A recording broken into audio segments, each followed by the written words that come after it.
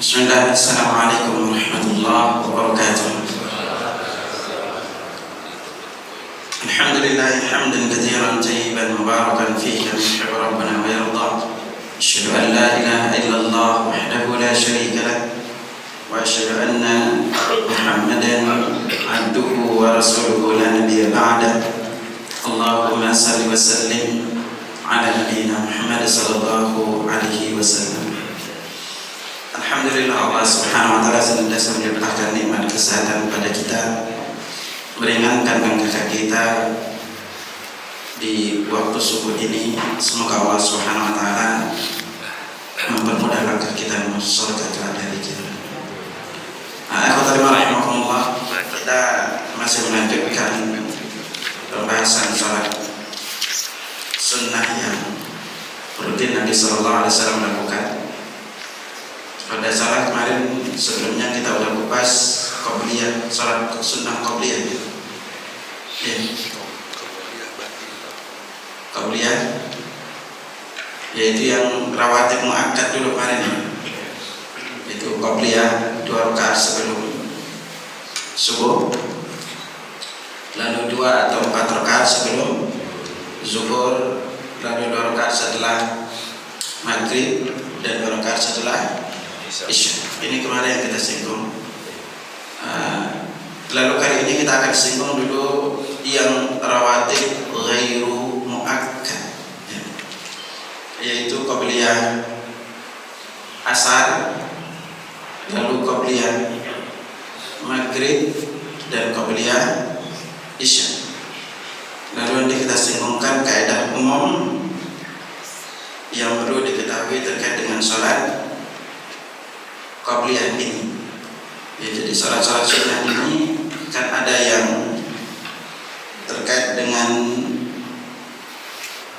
waktu, ada yang terkait dengan situasi dan kondisi tertentu, ya.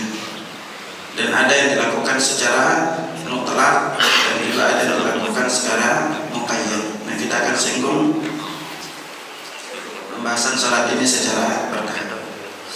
Nah, rahimahullah, ketika kita mengupas salat sunnah, maka yang tidak bisa kita pungkiri bahwa di antara salat sunnah itu ada yang sangat ditekankan untuk dilakukan, yaitu as-sunan at-tabi'atu lil fara'id, yaitu salat-salat sunnah yang mengikuti salat wajib.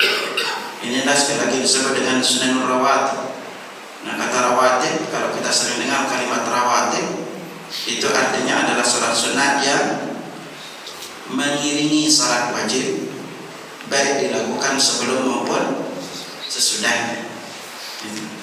Nah, di dalam salat sunnah ini sekali lagi ada yang muakkad dan ada yang ghairu muakkad.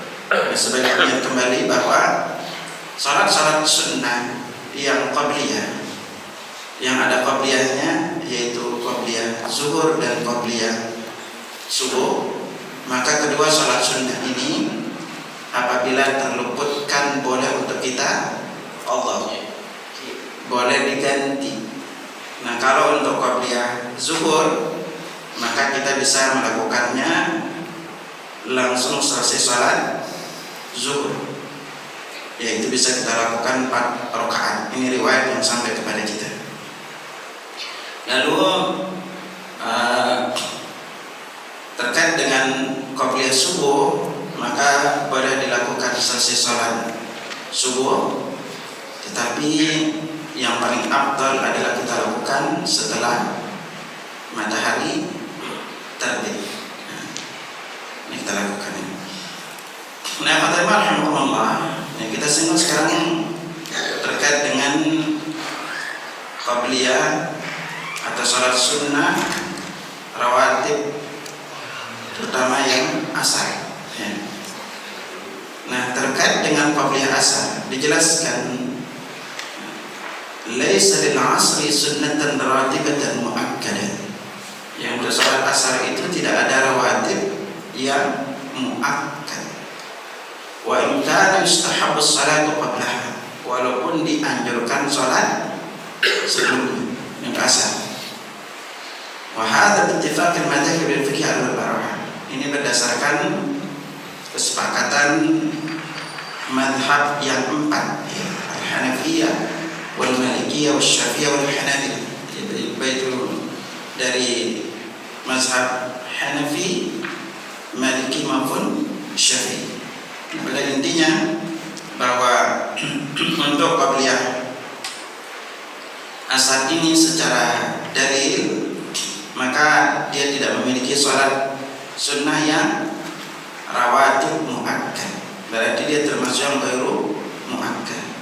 Nah, adapun dalilnya dalilun masyaratis salat qabla salatil asar. Adapun dalil disunnahkan untuk kita salat qabliyah asar adalah Abdullah bin Mughaffal, radhiyallahu anhu qala qala Rasulullah sallallahu alaihi wasallam.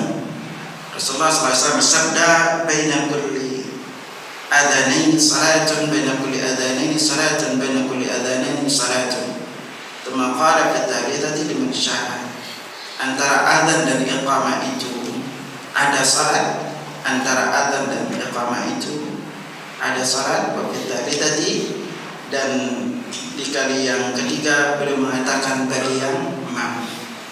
Nah, ini adalah dalil yang secara umum menegaskan bahwa salat yang qabliyah asar maka secara khusus adalah termasuk yang ghairu muakkad. Tetapi dalam hal ini bahwa antara adzan dan iqamah itu ada salat. Ini kunci yang perlu jamaah ingat, bahwa setiap antara adzan dan iqamah itu ada salat. Jadi kalau kita mau lakukan silahkan. Nah, dijelaskan wajib dalalah.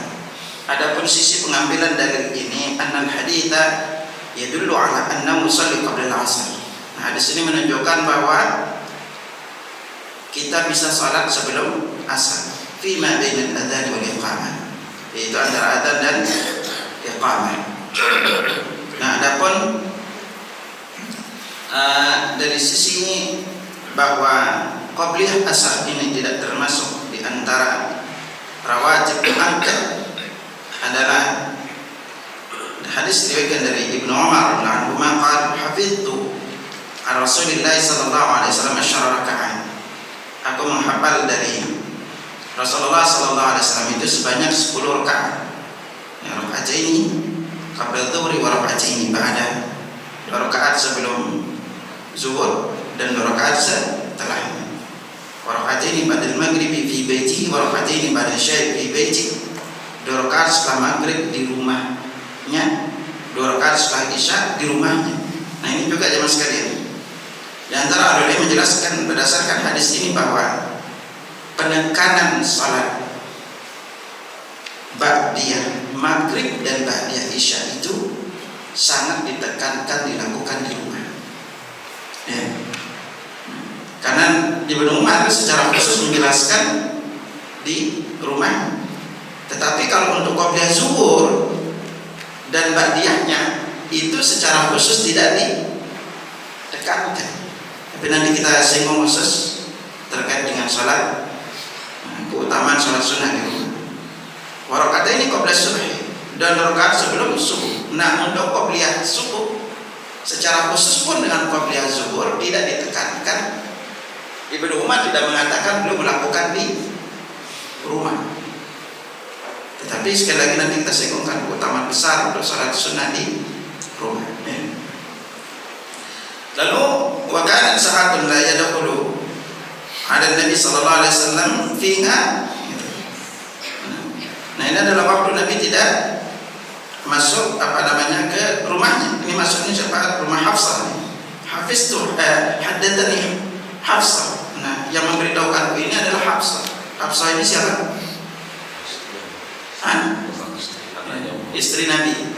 Jadi apanya Umar? Ibnu Umar. Kakaknya anak dari Umar bin Khattab. Jadi Umar bin Khattab radhiyallahu anhu itu memiliki berapa anak?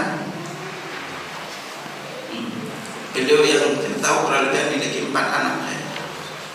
Itu. Selain ini ada namanya Salim juga. Nah dari Salim inilah lahir Umar bin Abdul Aziz. Nah ini kita belajar dari sini gitu. Dijelaskan wajib dalal anak Umar rawah hadis. Ibnu Umar perawi hadis ini lam yaj'al sunnatul asri min sunnah rawatib walau kanat minha adda. Ibnu Umar sendiri dalam hal ini tidak menjadikan qabliyah asar itu sebagai salat sunnah rawatib. Andai dia termasuk yang rawatib, masuk rawatib yang muakkad, maka Ibnu Umar pasti akan memberitahukannya. Ya. Nah di sini, lalu jemaah sekalian, terkait dengan qabliyah asar ini, maka ada hal lain yang perlu untuk kita perhatikan ya, dari riwayat-riwayat yang sampai kepada kita dari Nabi Sallallahu Alaihi Wasallam. Nah, adapun kalau kita melakukannya 2 rakaat, dalam hadis lain Nabi Sallallahu Alaihi Wasallam tegaskan kepada kita yang diriwayatkan dari Abu Dawud dan Tirmidzi, rahimallahu ra'an shalla qabla al-'asri arba'an.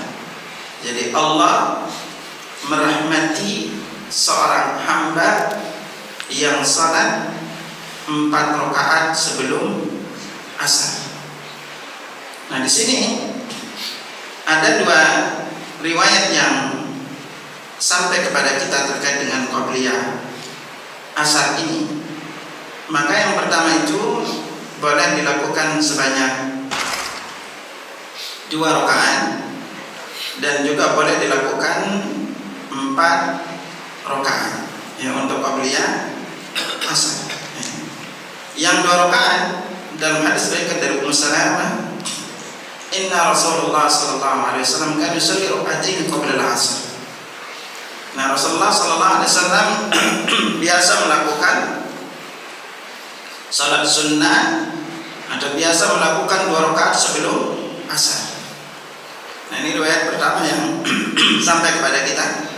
Sehingga Imam Muslim berkata secara tekstual yang dimaksud hadis di atas adalah qabliyah asar 2 rakaat.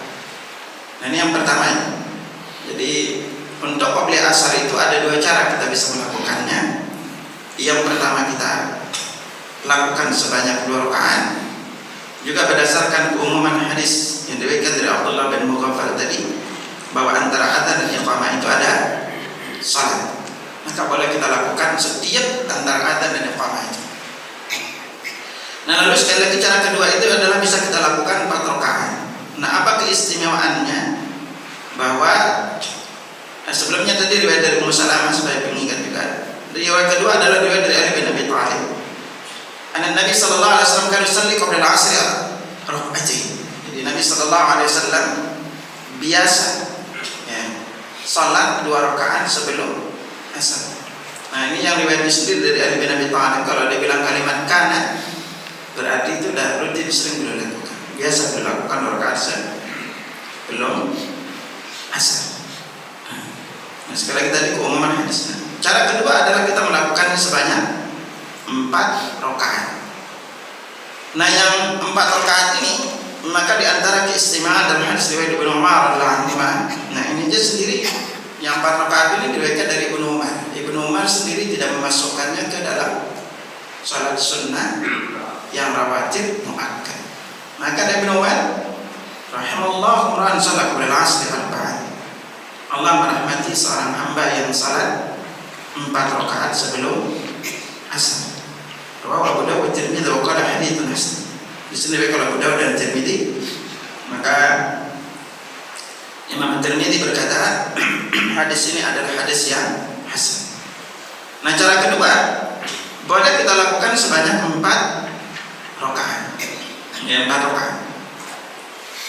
Nah, dalam hal yang 4 rakaat ini, maka dalam riwayat Ali bin Abi Thalib radhiyallahu anhu, qala kana Nabi sallallahu alaihi wasallam yusalli qabla al-'asri 4 rakaat.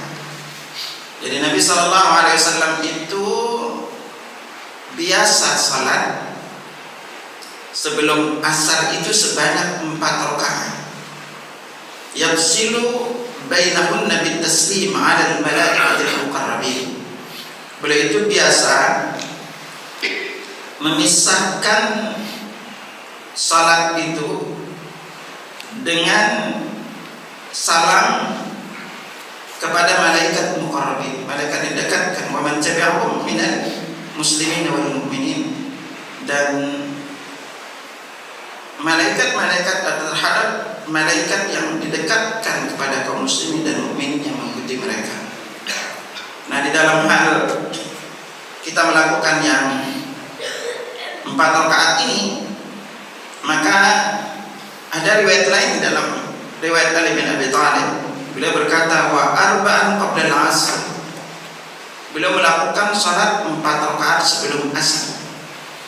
Yafsilu baina kulli rak'atayn bitaslim. Lalu beliau memisahkan di dalam 2 rakaat itu dengan salam. Jadi di sini menunjukkan apa? Hadis ini sekali lagi Ibnu Majah. Imam Tirmidzi al-Hafidz Abu Tahir berkata hadis ini hasan, dan hadis ini sekali lagi dijadikan di dalam mazhab Syafi'i bahwa qabliyah asar itu 4 rakaat dan termasuk salat sunnah rawatib. Kata dijelaskan dalam Sunan Abu Dawud Ibnu Rusd. Dan dalam mazhab Syafi'i menjadikannya boleh kita melakukannya sebanyak 4 rakaat, tapi polanya adalah 2 rakaat salam, 2 rakaat salam. Nah, kalau melakukan 2 silakan, tapi kalau kita melakukannya sebanyak 4 rakaat dengan cara 2 salam, maka ini penyebab kita mendapatkan rahmat dari Allah Subhanahu wa taala. Juga keumuman hadis yang diriwayatkan dari Ibnu Umar radhiyallahu anhu, diriwayatkan oleh Abu Dawud dan Tirmidzi dan Nasa'i, salatul laili wan nahar madna, ya salat malam dan siang hari itu adalah sebanyak 2 rakaat. Ini secara umum. Maka boleh kita melakukannya 2 rakaat, kecuali nanti kalau ada dalil secara khusus yang menjelaskan bahwa salat itu dilakukan sebanyak 4 rakaat. Nah, ini sekali lagi secara umum untuk qabliyah asar ya. Silahkan kita bisa melakukannya dengan 2 rakaat. Tetapi kalau kita mau untuk melakukannya dengan kalau kita mau salat 2 rakaat juga silahkan. Tapi kalau mau kita melakukannya sebanyak 4 rakaat juga tidak mengapa. Nah, dalam hadis lain juga di antaranya terkait dengan qabliyah asar ini, bahwa Nabi sallallahu alaihi wasallam juga pernah salat ba'diyah asar. Dalam hadis terkait diriwayatkan oleh Aisyah radhiyallahu anha, maka kita mendapatkan Nabi sallallahu alaihi wasallam itu sering setiap kali masuk rumah Aisyah, maka beliau itu salat sebanyak 2 rakaat. Ini salah satu di antara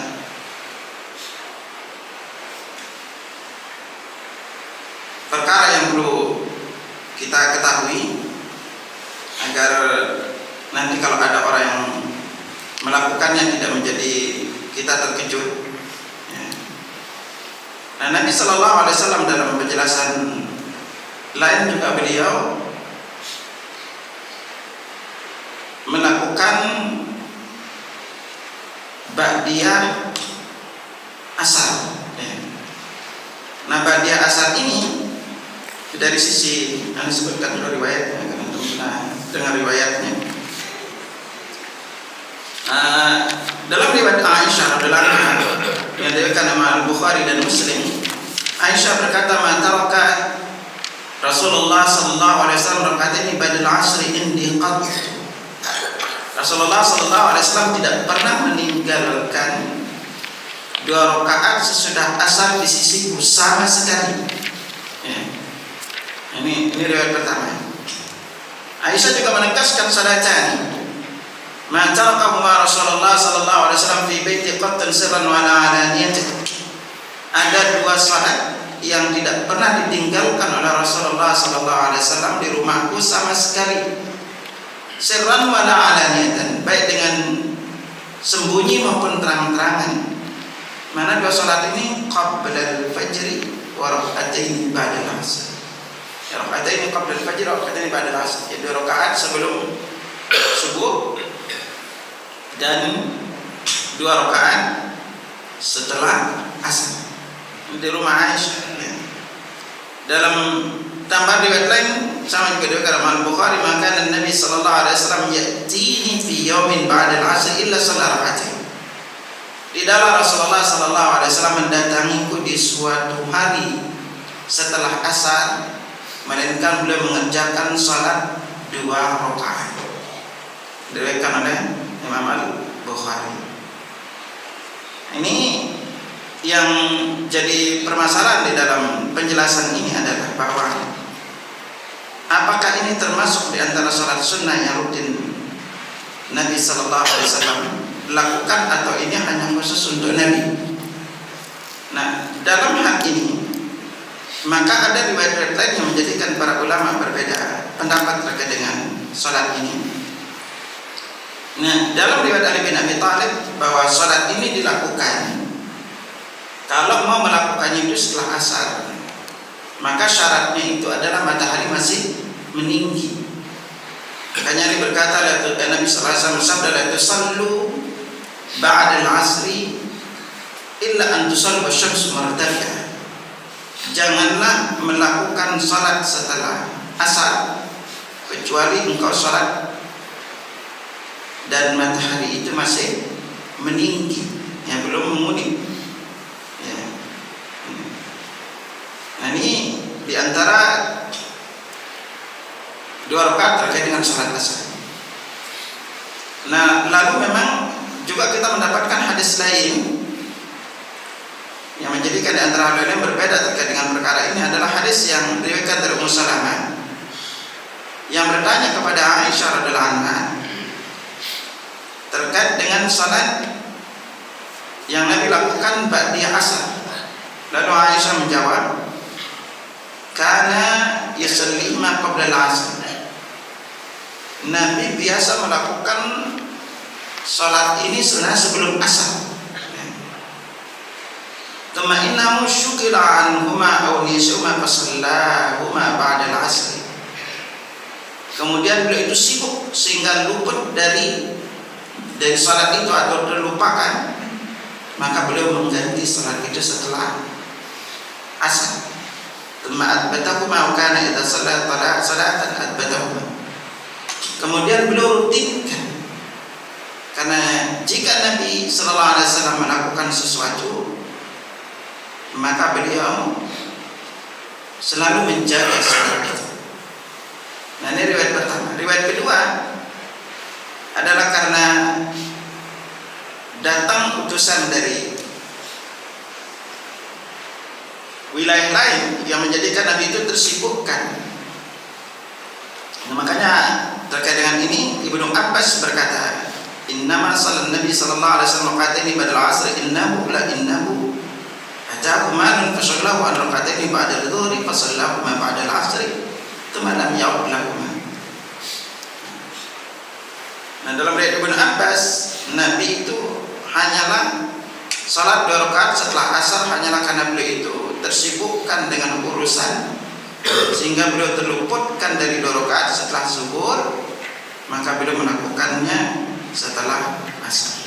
Hadis ini kalau Tirmidzi di antara ahli hadis menjelaskan bahwa hadis ini juga sanadnya adalah dhaif.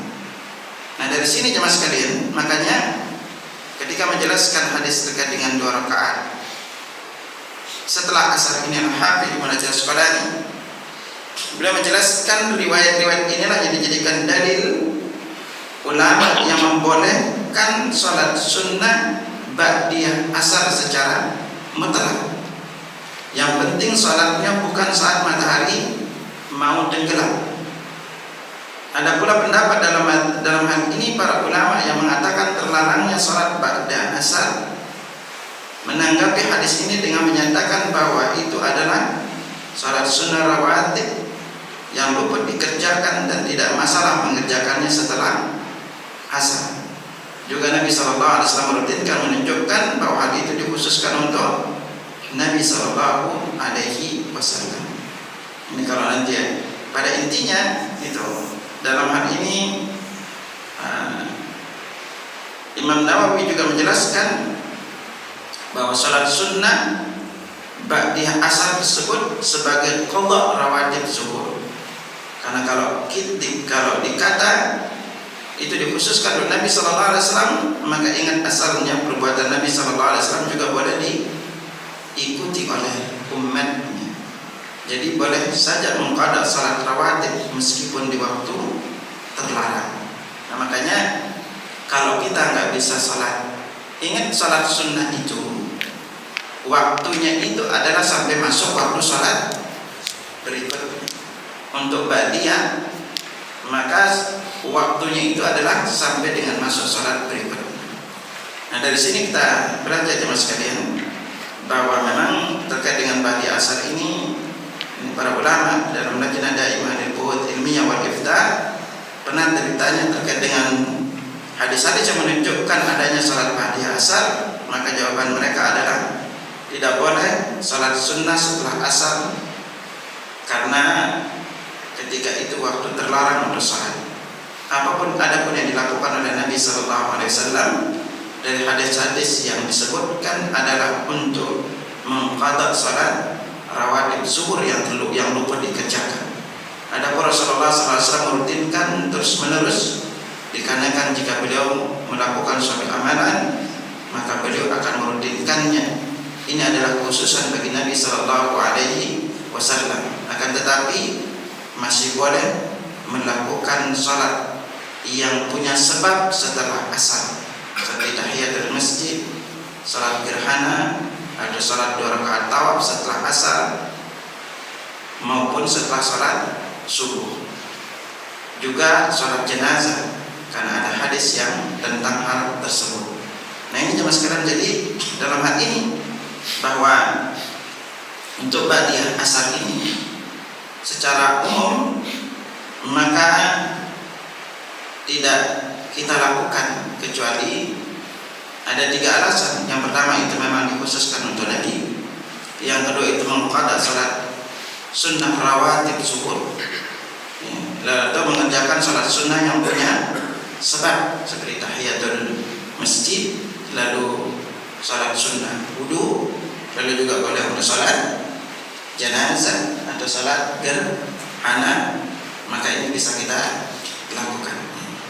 Ini terkait dengan qabliyah asar.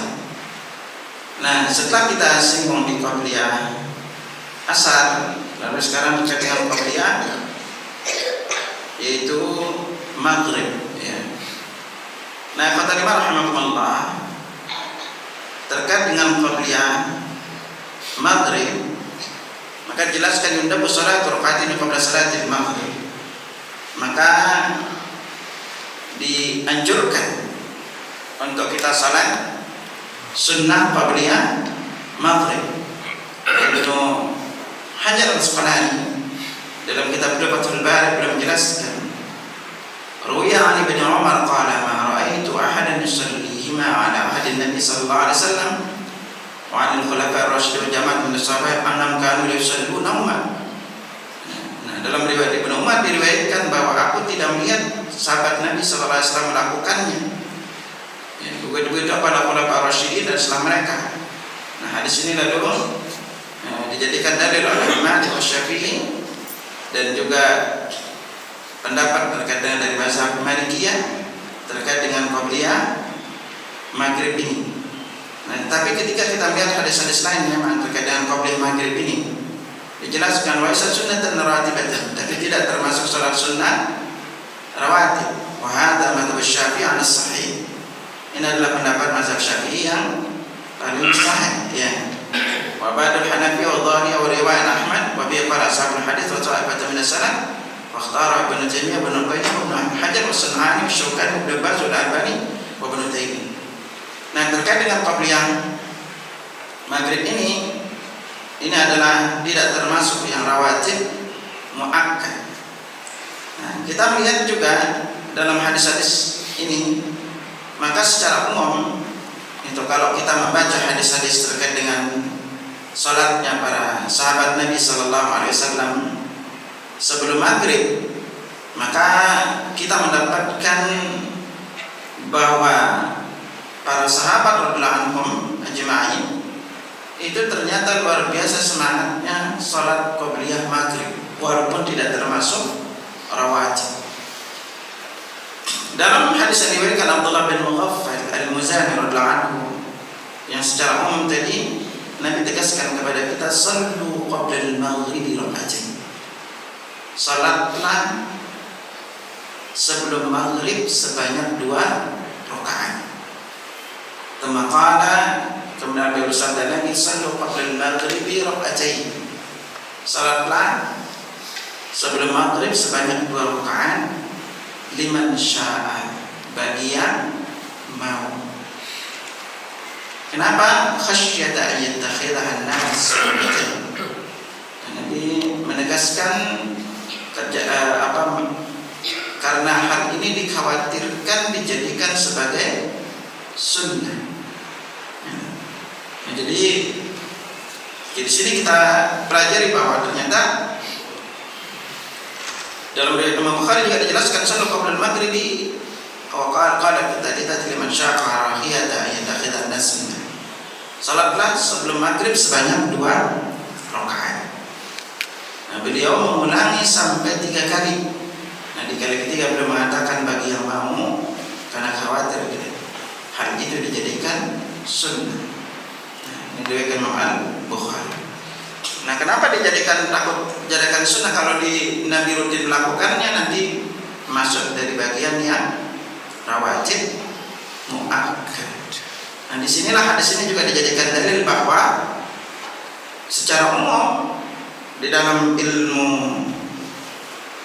usul fiqh dijelaskan adalah al-amru yaqtadil wujub. Perintah itu menunjukkan hukumnya adalah wajib. Tetapi karena Nabi di ujungnya mengatakan liman sya'a, bagi yang mau, maka itu menunjukkan berubah menjadi amalan itu adalah sunnah. Nah, kalau di zaman Nabi sallallahu alaihi wasallam, maka riwayat-riwayat lain yang sampai kepada kita semuanya diriwayatkan dari Anas. Kunna bil Madinah. Dahulu kami ketika berada di Madinah, fa idza adzana al-mu'adzin li salatil maghrib ibtada'u as-sawariya fa yalqa'una rak'atain. Jadi setelah muadzin atau ketika muadzin mengumandangkan adzan maghrib, itu selesai mengumandangkan adzan maghrib, maka para sahabat langsung saling berlomba-lomba melakukan 2 rakaat. Jadi mereka begitu berlomba-lomba melakukan 2 rakaat sebelum maghrib ini. Lalu dilanjutkan Anas bin Malik, inna rajulul gharib la yadkhulul masjid fa yahsibu anna as-salata qad sulliyat min qatrati man yusalli. Sampai-sampai jika ada orang asing yang masuk ke dalam masjid sebelum maghrib, ia menyangka bahwa salat maghrib sudah dilaksanakan karena saking banyaknya orang yang melakukan 2 rakaat sebelum maghrib. Jadi zaman Nabi itu biasa para sahabat itu salat qobliyah maghrib. Makanya Imam Nawawi mengatakan riwayat-riwayat di atas menunjukkan dianjurkannya salat sunnah 2 rakaat antara tenggelamnya matahari dan salat maghrib dilaksanakan. Namun mengenai anjuran salat sunnah sebelum maghrib, ada 2 pendapat dalam mazhab Syafi'i. Yang paling kuat adalah dalam mazhab adalah tidak disunnahkan. Namun berdasarkan pendapat para peneliti hadis, yang lebih kuat adalah salat sunnah sebelum maghrib tetap disunnahkan. Alasannya karena dukungan hadis-hadis di atas. Nah, secara umum, tapi sekali lagi ini tidak termasuk yang salat sunnah rawatib muakkad. Karena dalam hadis riwayat Ummu Habibah radhiyallahu anha yang Nabi SAW sabdakan, man tabara ala tintai asyraka raka'atan minas sunnah banallahu lahu baitan fil jannah. Barang siapa yang merutinkan salat sunnah sebanyak 12 rakaat, maka Allah membangunkan baginya sebuah rumah di surga. Mana yang 12 rakaat? Al-Arba'in. Rakaat itu qabla dhuhri wa raka'ataini ba'da. 4 rakaat sebelum zuhur dan 2 rakaat setelah. Rakaat ini ba'da al-maghrib, rakaat ini ba'da isya, rakaat ini qabla al-fajr. 2 rakaat setelah maghrib, 2 rakaat setelah isya, dan 2 rakaat sebelum subuh. Nah, jadi di sini sekali lagi qabliyah. Maghrib itu tidak masuk. Nah, terkait dengan hadis yang juga dilakukan sebelum terbit matahari, sebagai penambahan hadis diriwayatkan dan Anas bin Malik juga, Al-Mukhtar bin Fulful qala sa'altu Anas bin Malik an tatawwu ba'da al-'asr. Dari Mukhtar bin Fulful, dia berkata, aku pernah bertanya kepada Anas bin Malik mengenai salat sunnah setelah asar. Maka Ibnu Umar menjawab, faqala kana Umar yadribul aidi ala salatin ba'da al-'asri wa kunna nusalli ala hadin Nabi sallallahu alaihi wasallam berkata pada ghurub syamsi qabla salatil maghrib. Umar bin Khattab itu memukul orang yang salat 2 rakaat sebelum setelah matahari terbit, setelah salat asar.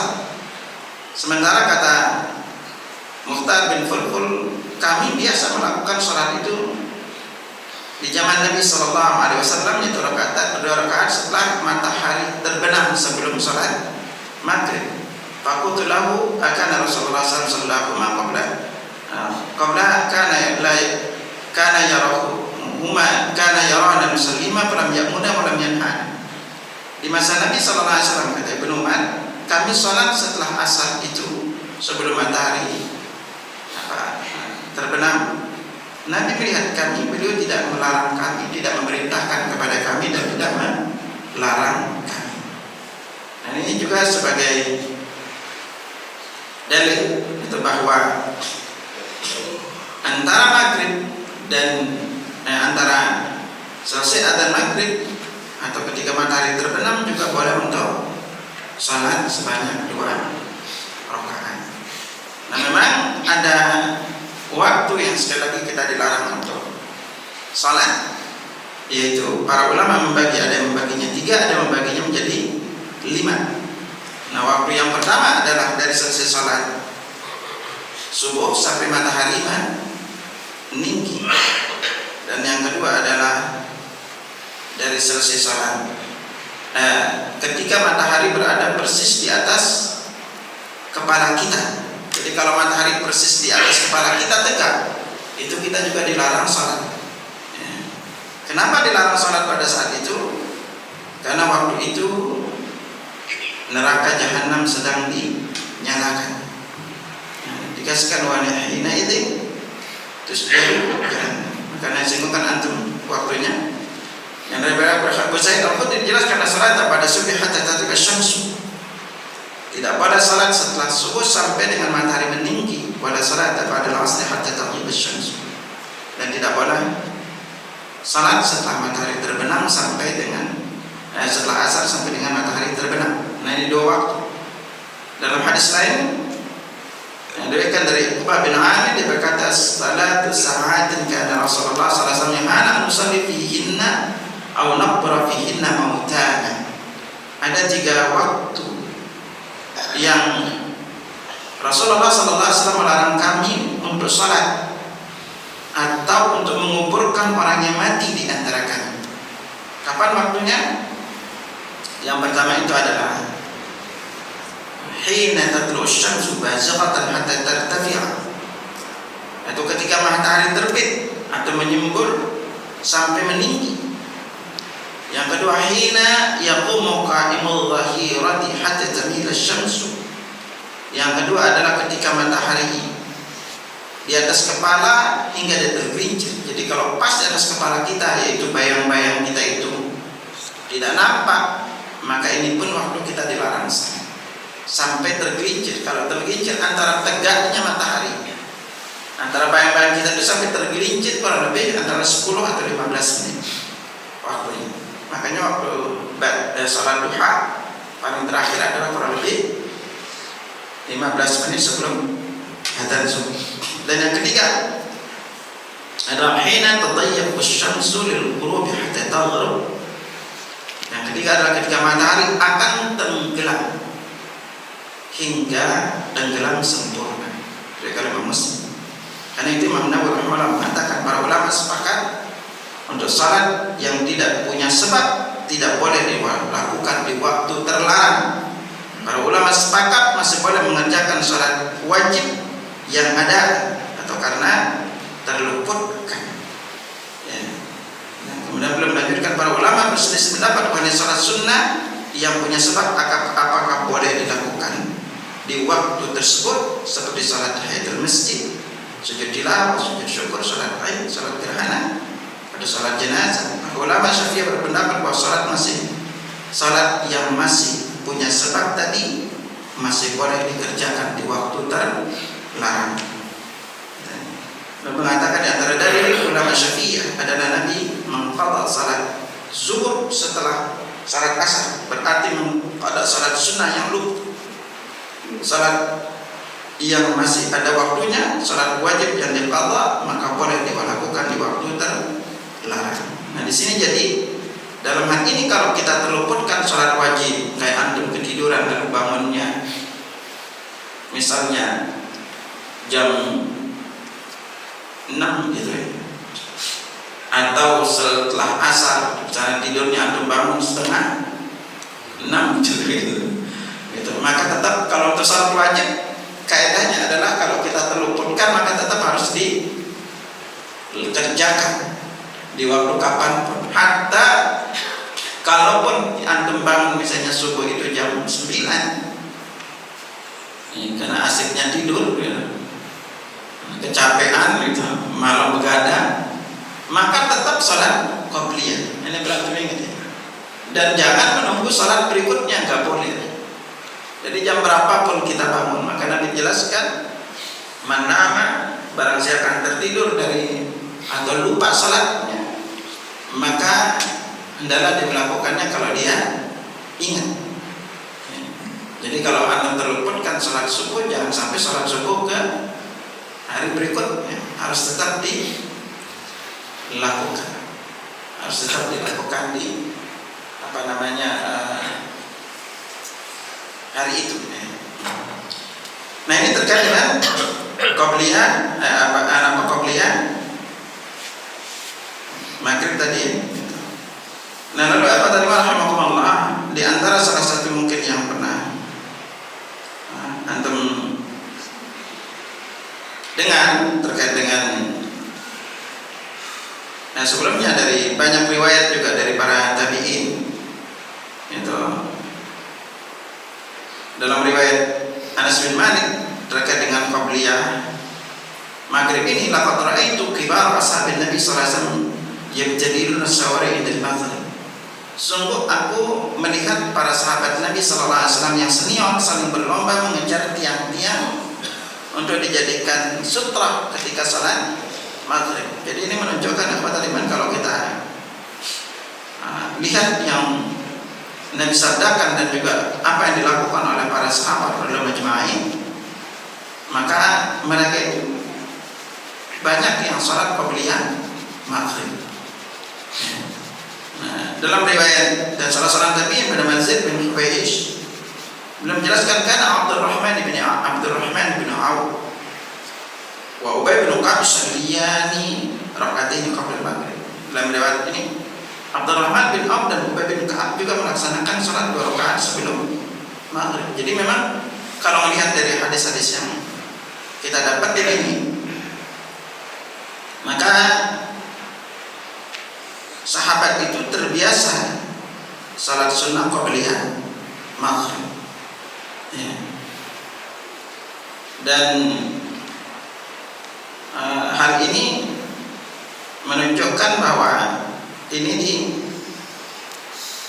termasuk perkara yang bisa kita lakukan, tapi tidak termasuk sekali lagi dalam salat sunnah rawatib yang muakkad. Karena ini Ibnu Qayyim rahimahullah, beliau berkata di dalam Sahihain terdapat hadis dari Abdullah Al-Muzani dari Nabi sallallahu alaihi wasallam, beliau mengatakan salatlah 2 rakaat sebelum maghrib, salatlah 2 rakaat sebelum maghrib bagi yang mampu, karena tidak ingin dijadikan kebiasaan oleh umatnya. Maka beliau mengatakan inilah yang benar, yakni bahwa salat sunnah ini hanya salat sunnah biasa, bukan termasuk salat sunnah rawatib sebagaimana salat sunnah rawatib yang lainnya. Nah, ini menunjukkan kalau kita mau salat juga silahkan itu, sehingga nanti kita tidak melarang orang yang salat sebelum maghrib. Sebenarnya apa tadi, antara adzan dan iqamah ini juga adalah waktu yang kalau kita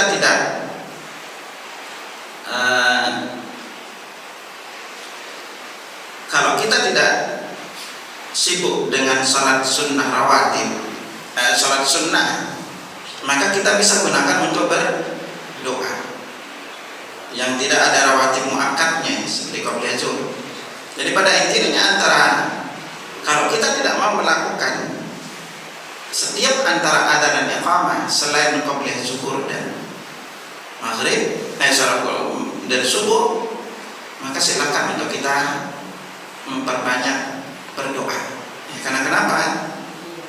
Yang istimewa antara adzan dan iqamah, antara adzan dan iqamah itu sebenarnya ada 6 amalan yang kita disunnahkan untuk kita lakukan. Jadi setiap kali antum mendengar adzan dan iqamah, maka ada 6 sebenarnya amalan yang kita disunnahkan lakukan. Apa yang pertama? Yaitu amalan yang pertama adalah kita menjawab adzan, ya. Yaitu kita mengucapkan persis sebagaimana yang diucapkan oleh muadzin. Ini amalan pertama. Jadi setiap antara adzan dan iqamah, maka kita disunnahkan sekali lagi mengikuti muadzin, sebagaimana yang diriwayatkan dari Abdullah bin Amr an-As, Nabi sallallahu alaihi wasallam bersabda, "Idza sami'tumul muadzin faqulu mithla ma yaqul." Jika kalian mendengar muadzin mengumandangkan adzan, maka lakukanlah sebagaimana yang dia ucapkan, sebagaimana yang dia ucapkan. Ini yang ini sudah kita ketahui. Jadi antara adzan dan iqamah, kalau kita mendengar muadzin mengumandangkan adzan, maka sunnah yang pertama itu adalah kita mengucapkan sebagaimana yang diucapkan. Nah, selesai di bacaan la ilaha illallah, lalu sunnah berikutnya apa? Nah, ini sunnah yang dilupakan oleh kebanyakan kaum muslimin. Apa itu? Nabi berikutnya lakukan, katakan tumasallu alayya, kemudian bacalah selawat untuk. Ini amalan yang kedua. Jadi setelah muadzin mengatakan la ilaha illallah, lalu kita mengatakan la ilaha illallah, kebanyakan kaum muslimin dilakukan apa? Langsung baca doa setelah adzan. Ini yang kurang tepat, ya. Maka perintah berikutnya adalah membaca selawat kepada Nabi. Kenapa? Fa inna man shalla salatan man shalla alaihi salatan sallallahu alaihi wasallam. Apa keistimewaannya kita baca selawat? Itu barang siapa yang berselawat kepada aku sekali, maka Allah akan mendoakan berselawat untuknya itu sebanyak 10 kali. Nah, selesai kita baca selawat, barulah kita membaca doa setelah akhir. Nabi katakan berikutnya, tumma sallallahu alaihi wasilah, kemudian mintalah kepada Allah untukku al wasilah, fa inna manzilatun fil jannah, Karena wasilah itu adalah tempat di surga. La tambagi illa li'abdin min ibadillah, yang hanya diperuntukkan bagi hamba Allah. Wa arju an akuna ana, dan aku berharap wasilah itu adalah untukku. Faman sala liyal wasilah hadat harus syafa'ah, barang siapa memintakan untuk wasilah maka dia berhak untuk mendapatkan syafaat. Nah, yang disebut dengan kita memintakan wasilah untuk Nabi apa? Inilah hadis riwayat dari Jabir bin Abdullah. Nabi katakan, man qala hina yasma'un nida, barang siapa yang membaca setelah atau ketika dia mendengar muadzin memandangkan adzan, ini dibaca setelah adzan, Allahumma rabb hadhihi ad-da'wati at-tammah was-salati al-qa'imah ati Muhammadan al-wasilata wal-fadilah wa ba'athhu maqaman mahmudan alladhi wa'adta halan lahu syafa'ati yawm al-qiyamah, maka dia berhak mendapatkan syafaatku kelak di hari kiamat. Nah, kalau Anda perhatikan hadis ini, maka ingat baik-baik. Di sini kan perintahnya man qala hina yasma'un nida, barang siapa yang membaca doa setelah mendengar muadzin mengumandangkan adzan, Allahumma rabb hadhihi ad-da'wati at-tammah. Nah, berarti di sini yang disuruh baca doa ini siapa? Hah? Yang mendengar adzan, bukan muadzin. Ingat baik-baik ya kata dia. Tidak ada satupun doa yang dibaca oleh muadzin, baik sebelum maupun setelah adzan. Ustaz, kita sering dengar di luar yang baca doa, innallaha wa malaikatahu. Ingat, itu bukan doa. Ini surat Al-Ahzab. Di sini surat Al-Ahzab ayat 56 kalau tidak salah. Jadi muadzin itu nggak ada doa yang dibaca, baik sebelum maupun setelah adzan. Ya udah adzan aja gitu. Tapi kebanyakan ini juga muadzin ikut baca. Nah, inilah yang kurang tepat. Nah, ini kata Imam secara umum terkait dengan. Lalu yang berikutnya amalan antara adzan dan iqamah apa? Yaitu salat qabliyah. Lalu berikutnya salat berdoa. Jadi setelah kita jawab adzan, lalu salat, baca selawat. Nah, tadi yang keluput tadi berdoa, ya. Membaca doa setelah adzan, lalu salat qabliyah, lalu berdoa secara umum. Karena Nabi sallallahu alaihi wasallam bersabda, baina kulli ad-du'a la yuraddu baina al-adzan wal iqamah. Doa itu tidak ditolak antara adzan dan iqamah. Fad'u, maka adalah kalian berdoa katanya. Nah, makanya salah satu waktu makbul berdoa adalah antara adzan dan iqamah. Ya. Lalu yang jarang untuk melakukan berikutnya itu adalah menjawab iqamah.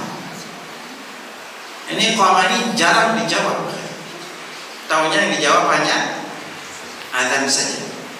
Nah, dalam hadis Imam Al-Muzani, Abdullah bin Umar Al-Muzani, Nabi katakan baina kulli adzanaini, antara dua adzan. Nah, para ulama menjelaskan makna antara dua adzan, adzan dan iqamah. Nah, dalam hadis ini juga Nabi menyebut iqamah itu sebagai adzan. Makanya kalau kita diperintah menjawab adzan, maka iqamah juga diperintah. Makanya kalau antum salat di Masjid Nabawi, di Masjidil Haram, untuk dekat aja sama orang-orang Arab, itu mereka rata-rata menjawab iqamah. Di di Indonesia itu gak terbiasa jawab iqamah. Karena kenapa? Yang qomatnya kecepatan banget. Kalau berlebar sudah lahirlah, sudah nama orang rojo saja kita sampai. Akhirnya gak sempat jawab. Adzan. Semoga nanti Anda bisa lebih banyak singgung karena memiliki adzan dan iqamah. Ya, karena tahu kadang-kadang di dalam masalah adzan, ya, terutama kekeliruan muadzin juga perlu untuk kita perhatikan. Jadi pada intinya muadzin itu tidak ada doa yang dibaca sebelum dan setelah adzan. Ini bisa Anda sampaikan kepada antum, kalau ada yang jawab silakan. Wallahu a'lam bishawab. Ada yang tanya kan? Atau bingung menanya apa?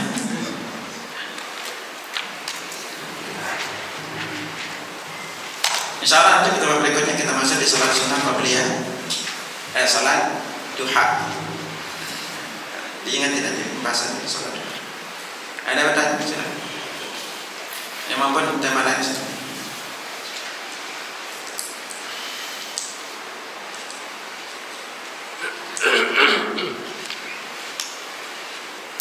Enggak ada. Bingung nanya apa? Silakan.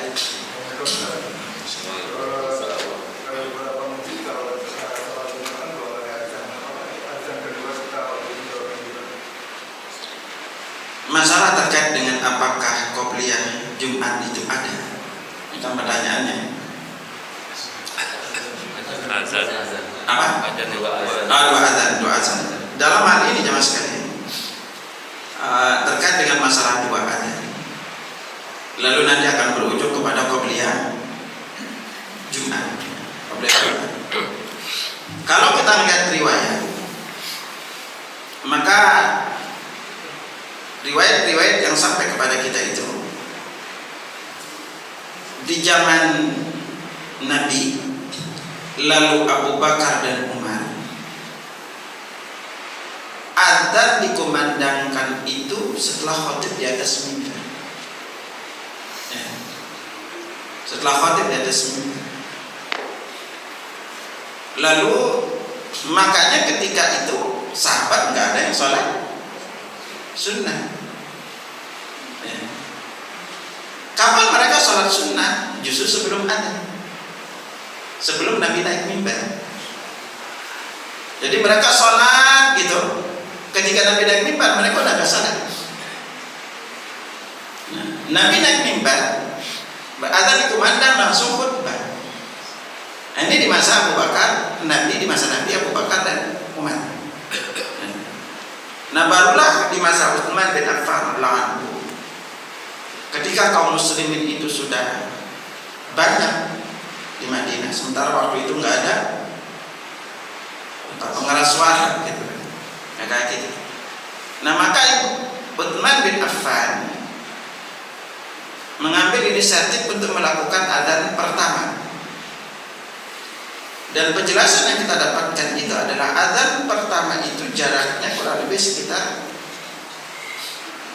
1 jam atau 30 menit sebelum yang pertama. Tetapi adzan resmi masuk waktu itu sama ketika khatib di atas mimbar. Ya. Karena yang pertama itu adalah untuk memberitahukan ini hari Jumat. Ini adzan yang pertama. Nah lalu inilah diantara berlanjut itu ada yang berdekatan lalu menjadi adzan kedua. Apakah boleh kita melakukannya? Kalau melakukan silakan. Karena bagaimanapun Nabi tegaskan kepada kita salah satu sunnah yang kita ikuti adalah khulafaur rasyidin. Ya, tapi kalau antum mau dengan cukup adzan ketika khatib naik mimbar, maka inilah yang lebih kuat untuk kita lakukan. Ya, dalam hal ini. Wallahu a'lam. Makanya lalu terjadi beberapa pendapat apakah qobliyah Jumat nggak ada. Maka riwayat-riwayat sampai kepada kita itu tidak ada qobliyah Jumat. Yang ba'diyahnya ada. Kalau untuk ba'diyah Jumat, kalau kita lakukan di masjid, justru yang dianjurkan adalah 4 rakaat. Kalau di rumah baru 2 rakaat. Ada lagi? Niatnya setelah Jumat melakukan ba'diyah duhur atau ba'diyah Jumat? Ba'diyah Jumat. Ba'diyah Jumat. Ya cukup Anda melakukan, sebenarnya secara khusus kita niatkan sholat sunnah udah cukup. Kalau melakukan 4 rakaat ya sah. Tapi 4 tetap dua-dua. Kalau di masjid kita lakukan 4 rakaat, kalau di rumah 2 rakaat. Tapi ini memang jarang dilakukan 4 rakaat ba'diyah. Jarang dilakukan di masjid. Ustaz, berarti nggak ada sholat sunnah setelah azan Jumat ya? Nah, karena kalau melihat prosesnya itu kita perintah berikutnya adalah dengarkan khutbah. Kalau kita terlambat Ustaz bisa baru datang. Kalau untuk terlambat maka tetap ketika masuk masjid itu salat sunnah. Ya. Karena hadis yang diriwayatkan dari kisah Sulaik al-Ghatafani dalam riwayat Imam Bukhari, Sulaik itu masuk masjid langsung duduk. Maka Nabi lalu bertanya kepada Sulaik, Sulaik, kamu itu sudah salat belum? Lalu dia berkata belum. Maka Nabi mengatakan, qum farqa rakatain wa tajawwaz fi. Berdirilah salat 2 rakaat, percepat salat. Ya, ini menunjukkan bahwa boleh ketika kita masuk masjid dan khatib sedang berkhutbah, tetap kita dianjurkan salat sunnah. Dan hadis ini juga dijadikan dalil bahwa khatib itu juga boleh berbicara di luar konteks khutbah jika hal itu diperlukan. Misalnya tentu ada jemaah yang ngobrol aja, khatib itu boleh menegur, boleh memberitahu. Ya. Kita memberitahu orang ngobrol antum salat antum berkurang para khutbah antum. Berkurang salat antum. Jadi antum kalau ada orang ribut di hari Jumat nggak boleh kalau makmum nggak boleh negurnya. Ya, nggak boleh menegurnya karena termasuk bagian sia-sia. Nah di sini khatib boleh untuk memberitahu. Ini bab sholat Jumat, dan tadi saya mengatakan banyak sisi harus anda perhatikan bab sholat Jumat. Berarti sholatnya setelah azan tadi. Nah yang ada itu dia setelah sholat Jumat. Pas datang, pas di azan, tunggu azan selesai baru sholat atau pas. Nah dalam hal ini ada 2 penjelasan terkait dengan masuk. Ketika kita masuk makmum itu masuk masjid. Nah yang apa yang dilakukan oleh jamaah ketika dia masuk masjid? Nah masuk masjid ini kan ada beberapa kondisi ya. Satu kondisinya itu dia masuk sebelum adzan. Nah kalau sebelum adzan kan bisa salat tahiyatul masjid, bisa salat sunnah wudu. Yang kedua itu adalah ini kalau salat biasanya. Jadi masuk ini kan ada 2, salat wajib dengan salat Jumat. Nah kalau di salat wajib maka penegasannya ketika kita masuk ketika adzan berkumandang maka dianjurkan untuk menjawab adzan. Ya, ditekankan jawab adzan. Maka antum tinggal nunggu selesai adzan baru salat qabliyah. Nah adapun terkait dengan salat Jumat maka ada perbedaan pendapat terkait dengan hal ini. Nah, ada yang menjelaskan ketika kita masuk masjid lalu adzan berkumandang maka kita bisa menjawab adzannya untuk mendapatkan keutamaan menjawab adzan. Lalu nanti selesai itu salat tahiyatul masjid. Ya. Ini penjelasan pertama. Karena pembukaan khutbah sementara kan yang lebih penting itu adalah khutbah. Sementara pembukaan khutbah itu sudah sering kita dengar. Yang kedua penjelasannya langsung salat tahiyatul masjid agar kita mendapatkan mendengarkan khutbah dari awal. Ini terjadi pendapat dalam hal. Ya tinggal antum lihat masalah. Kalau mau langsung salat juga silakan. Itu untuk bisa mendengarkan khutbah. Ada lagi? Kalau yang di zaman tadi yang terkait 2 azan sebelum Jumat, yang diisi apa aja? Apa? Isinya antara 2 azan itu apa itu? Enggak ada. Karena Yang pertama itu pemberitahuan. Sampai pemberitahuan bahwa ini hari Jumat. Masuk salatnya itu sama, setelah khotib di atas mimbar baru adzan resmi masuk waktu. Itu. Dan salah satu utama yang perlu Anda ingat hari Jumat itu adalah untuk para ibu-ibu, apakah harus menunggu suami pulang baru sholat zuhur? Tidak harus. Nanti kalau suaminya nggak pulang-pulang, dia aja di masjid itu. Jadi maka patokannya itu adalah adzan. Kalau udah adzan berarti wanita juga boleh salat.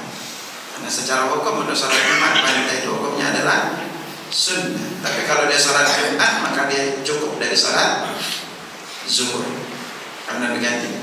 Jadi jangan nunggu suami baru salat zuhur. Nanti suaminya gak pulang-pulang. Itu mereka salat zuhur jadinya gitu. Itu patokannya sekali lagi adalah adzan. Kalau udah adzan berarti tanda udah masuk waktu salat. Tapi sekali lagi kalau anda musafir maka lebih afdal tidak salat Jumat. Ya. Sekali lagi kalau anda musafir itu lebih afdal tidak salat Jumat. Jadi kalau anda nanti jamak dan qasar salatnya, kalau apakah boleh menjamak dan mengqasar salat Jumat dengan zuhur, dengan asar? Maka jumhur ulama dari mazhab Hanafiyah, Syafi'iyah dan Malikiyah mengatakan boleh. Dalam mazhab Imam Ahmad mengatakan tidak boleh. Dan kalau kita musafir, maka sekali lagi yang afdal untuk dilakukan adalah meninggalkan salat sunnah, kecuali qobliyah subuh dan witir. Itu yang bisa kita. Dan tadi anda lupa singgungkan secara umum akhwatal iman, yang utama kita lakukan adalah salat sunnah itu di rumah. Ya. Salat sunnah di rumah anda ringkasin aja. Salat sunnah di rumah itu lebih afdal dibandingkan salat sunnah di Masjidil Haram maupun Masjid Nabawi. Ini berdasarkan kesepakatan 4 mazhab. Ya. Jadi antum jangan bangga salat-salat terus di Masjidil Haram kalau sunnah. Tetap lebih afdal di hotel. Lebih afdal di hotel. Tapi kalau anda mau salat sunnah sana silahkan. Nah, apalagi kita di rumah. Ya. Kalau anda salat sunnah kepingin ini lebih gede di rumah. Lebih utama salat sunnah di rumah dibanding salat sunnah di Masjidil Haram atau Masjid Nabawi. Kalau salat sunnah di masjid pahalanya 1, di rumah itu pahalanya 25. Tapi kalau kita sholat qobliyah di masuk masjid udah iqamah gimana gitu, maka silakan pilih lebih baik di masjid, karena berangkat lebih awal juga punya banyak keutamaan. Kalau kita sholat sunnah di rumah itu lebih barokah rumah. Ya, dan memang kata Imam Nawawi lebih terhindar dari riya. Ada lagi? Baik, kalau tidak ada. Sampai sini demikian. Subhanallah wa bihamdika, asyhadu an la ilaha illa anta, astaghfiruka wa atubu ilaik. Assalamualaikum warahmatullahi wabarakatuh.